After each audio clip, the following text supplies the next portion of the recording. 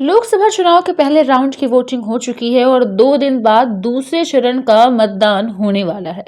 इस बीच कांग्रेस के सीनियर नेता सैम पित्रोदा के बयान पर विवाद खड़ा हो गया है और इसे भाजपा ने एक बार फिर लपक लिया है।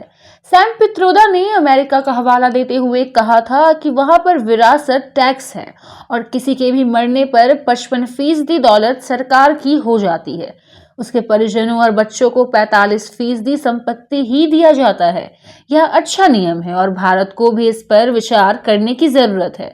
इसे लेकर विवाद खड़ा हो गया और अब कांग्रेस पार्टी ने उनके बयान से ही पल्ला झाड़ लिया है। इसके अलावा सैम पित्रोदा ने भी सफाई देते हुए कहा कि उनके बयान को गलत तरीके से पेश किया जा रहा है। कांग्रेस के वरिष्ठ नेता जयराम रमेश ने ट्वीट कर सैम पित्रोदा के बयान को उनकी निजी राय बताई है। जयराम रमेश ने कहा, सैम पित्रोदा मेरे सहित दुनिया भर में कई लोगों के लिए गुरु, मित्र, दार्शनिक और मार्गदर्शक के समान रहे हैं। उन्होंने भारत के विकास में कई महत्वपूर्ण योगदान दिया है। वह इंडियन ओवरसीज कांग्रेस के अध्यक्ष हैं। पित्रोदा जी उन मुद्दों पर खुलकर अपनी बात रखते हैं जिनके बारे में वह बोलना जरूरी समझते हैं। लोकतंत्र में एक व्यक्ति अपनी बात रखने, चर्चा करने और व्यक्तिगत विचारों को लेकर बहस करने के लिए निश्चित रूप से स्वतंत्र भी होता है।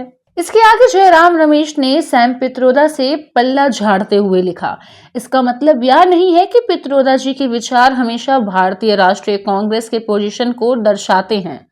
कई बार उनके विचार अलग होते हैं। अब उनकी टिप्पणियों को सनसनीखेज बनाकर दूसरे संदर्भ में पेश किया जा रहा है। ऐसा प्रधानमंत्री नरेंद्र मोदी के दुर्भावना और नफरत से भरे चुनाव अभियान से ध्यान भटकाने के लिए जानबूझकर किया जा रहा है, जो सिर्फ और सिर्फ झूठ पर आधारित है। वहीं आप जानते हैं कि सफाई देते हुए सैम पित्रोदा ने मीडिया पर क्या कुछ बोल दिया। वहीं सैम पित्रोदा ने कहा कि मेरे बयान को जानबूझकर तोड़ मरोड़ कर पेश किया जा रहा है। ऐसा इसलिए हो रहा है ताकि पीएम मोदी ने कांग्रेस की घोषणा पत्र पर झूठ बोला है, उससे ध्यान हटाया जा सके। सैम पित्रोदा ने कहा, मैंने अमेरिका के विरासत टैक्स का जिक्र सिर्फ एक टीवी डिबेट में उदाहरण के तौर पर किया था। क्या मैं तथ्यों का जिक्र नहीं कर सकता? मेरा कहना था कि ऐसे मामलों पर लोगों को बात करनी चाहिए। इसका कांग्रेस या किसी भी पार्टी की पॉलिसी से लेना देना बिल्कुल भी नहीं है। आखिर किसने कहा है कि 55% ले लिया जाएगा? ऐसा कुछ भारत में होगा? आखिर भाजपा और मीडिया में घबराहट क्यों है? कांग्रेस का मंत्र है कांग्रेस की लूट। कांग्रेस का मंत्र है कांग्रेस की लूट, जिंदगी के साथ भी और जिंदगी के बाद भी। जब तक आप जीवित रहेंगे, कांग्रेस आपको ज्यादा टैक्स से मारेगी और जब आप जीवित नहीं रहेंगे तो आप पर इनहेरिटेंस टैक्स का बोझ लाद देगी।